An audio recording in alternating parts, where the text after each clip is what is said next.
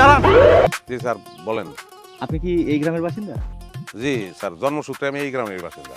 আচ্ছা, রতন মোল্লার বাড়ি কোথায় বলতে পারবেন? রতন মোল্লা তো দুইজন স্যার, একটা সাদা একটা কালা, কোনটারে খুঁজতেছেন? সাদা কালা তো আমি বুঝতে পারছি না, ছবি দেয়নি। ওর পিতার নাম আকাশ মোল্লা।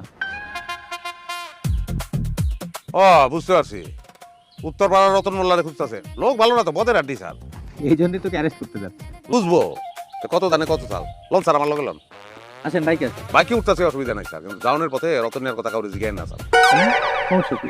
স্যার ও যদি কোনোভাবে যাই না যায় যে আপনারা আইছেন, ওর জীবনেও ধরতে পারবেন না স্যার।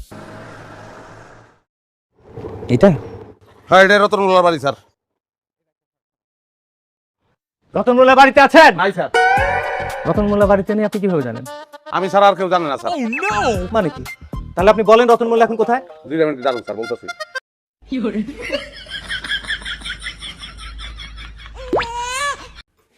আমি রতন মোল্লা। বলেন কি?